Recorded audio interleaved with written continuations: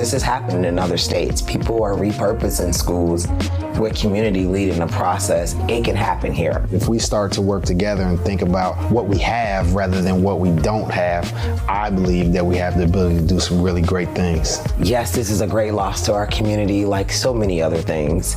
But how do we turn this loss into an actual win? Why shouldn't we be bold? Why shouldn't we be ambitious? Wasn't redlining bold? Wasn't, restricted covenants bold? Wasn't it bold to close 50 schools? These moves, these decisions, they've been bold decisions made by people in power. So obviously, community needs to be bold as well in order to reclaim what is ours. And once they start believing it, there's nothing, the project's gonna happen because no one will be able to rest until it does. I think it's gonna be one of the most impactful things that we probably have done in the last 50 years.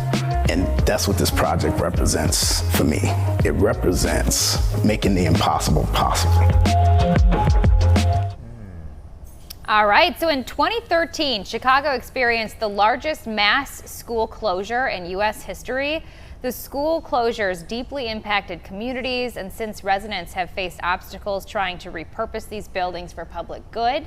So a documentary that we just saw a little preview of from Borderless Studio and On the Real Film takes a closer look at 3 of those 50 closed schools. Beyond Closure premiered to a sold-out crowd last December, and this summer it's being screened across the city.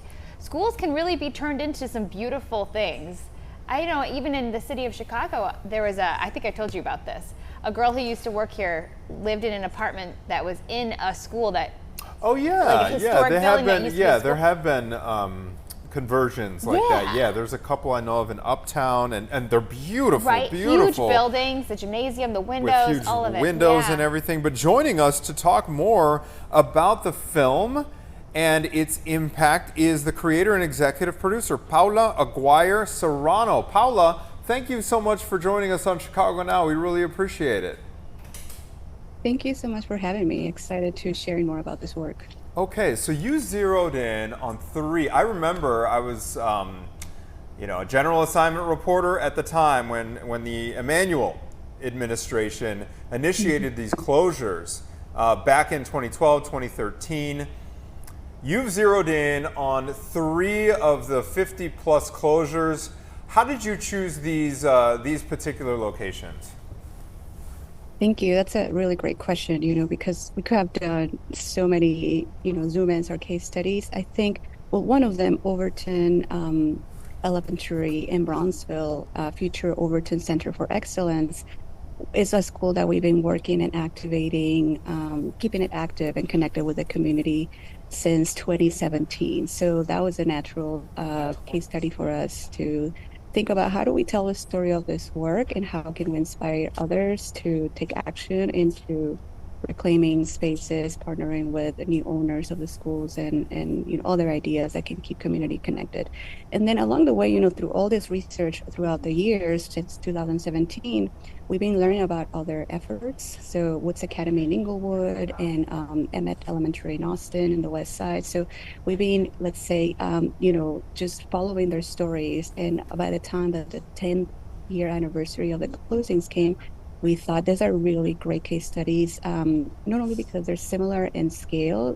These 3 buildings are between 60 and 70,000 square feet, similar area as well, but also because they're being led by community. So they're community-led efforts, community-based organizations that are taking on the challenge and also demonstrating how this repurposing can be done with community at the center. So the closures of these schools, why is it such a big deal to these communities? How is it impacting them, maybe even mentally, when these schools close?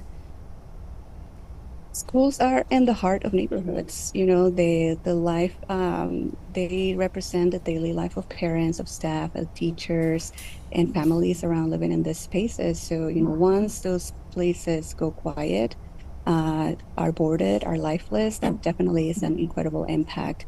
And, we had a lot of conversations over the 6 months since we premiered the film about, yes, there is a need for recalibration of these facilities. We all know that. It's not the if it happens, it's how it happens. And this is where, we want to provide to showcase examples of how can this be happening in a much more just and equitable way and with community at the center. the big question, I guess it is where the funding comes from, where are the resources, where are the partnerships that can lead to amazing stories like the one that Aspire Center, former Emmett School, one of the schools that is featured in the film, just opened last Juneteenth. And it was an amazing showcase of how this 7-year project took a lot from everyone involved in it, their leadership through Austin coming together and the West Side Health Authority and multiple partners. It was an incredible story of showcasing how this can be done. But, we still have 26 schools that are closed, and there's a lot of work and resources that are needed for that. Could you zero in on that particular location and why was it such a success? What is it now, first of all? Like, give us the cliff notes here. I know you don't want to do a full-out spoiler alert, but I'm unfamiliar. What's the status of that former school?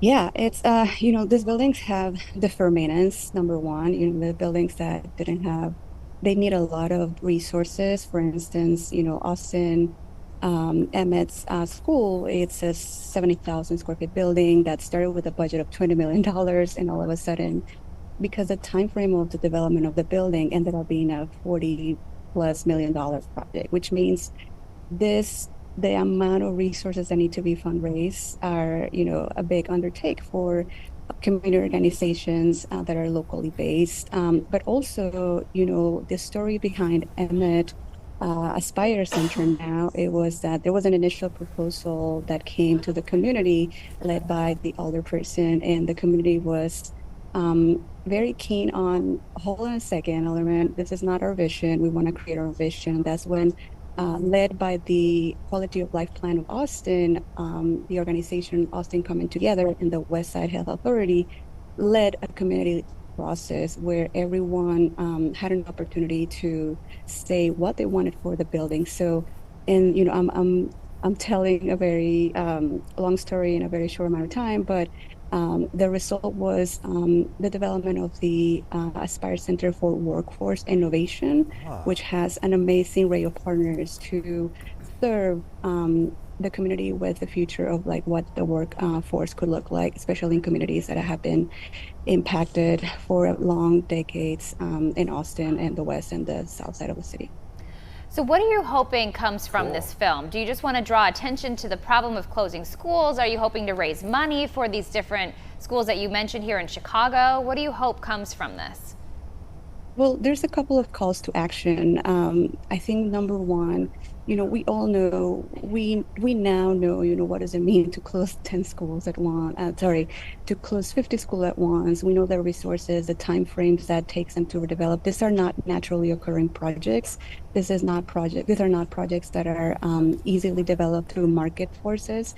So what we learn now is that there really needs to be the leadership of our city officials, our mayor, our commissioners, our alder people, to think of partnerships, right? We know resources are limited. We know there's challenging time for every single piece of social infrastructure in our city, but schools have a very important role in the place and the role in neighborhoods. So what we want, our call to action, I guess, is how can we be creative with the resources that we have? And our city leaders could help to foster new partnerships, to think of how are ways in which we can support communities participating actively in the repurposing processes of the schools. As I mentioned, as of 2023, still 26 of them are closed. It doesn't matter that they have been purchased by local organizations or others.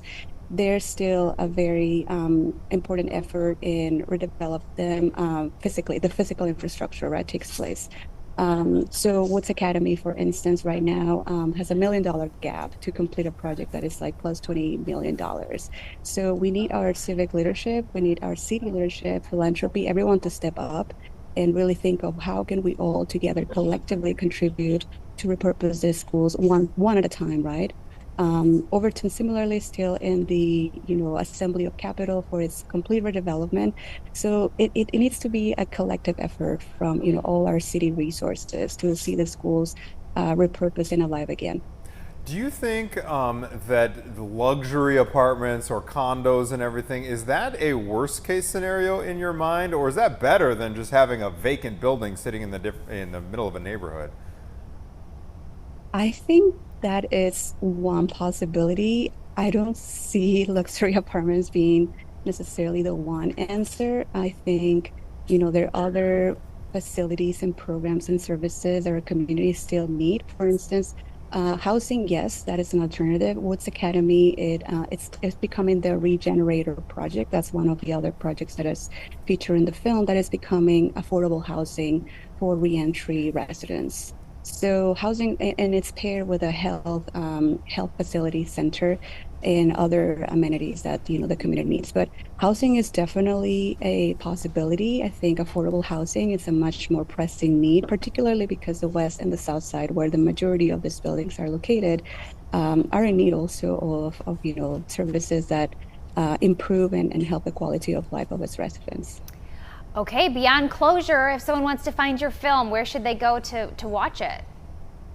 Yes, we finished our first 6 months of touring. We've been really fortunate to be, partnering with a lot of our academic institutions in Chicago, UIC, University of Chicago, IIT, other organizations. So we are exploring now virtual screenings. I think one of the very exciting things that has happened is most of the screenings have had a panel discussion with the participants of the film and other local stakeholders. So we will continue to post in our website, beyondclosurefilm.com, the upcoming screenings. If you are interested in hosting or partnering a screening, let us know. That's also information in the website, or just sign up for updates in the newsletter that is also available on the website. Very good. Paola Aguire Serrano, thank you so much, and look forward to seeing the film.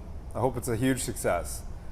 Thank you so much. I appreciate the opportunity to share. Oh yeah, it's pleasure was ours. All right.